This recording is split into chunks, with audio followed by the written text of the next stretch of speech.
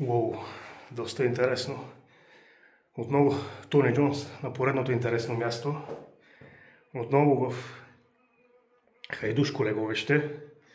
Някои от вас може би се досещат за кой виден хайдутин става. Една от легендите разказва, че влиза тук в пещерата и изчезва безследно. И не е могъл да бъде заловен от османците. Интересно, нали?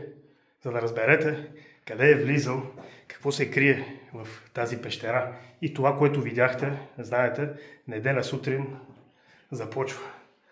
Отново сме на тема хайдути и хайдушко скривалище, както и тайни проходи. Къде водят? Имайте търпение, неделя сутрин започва.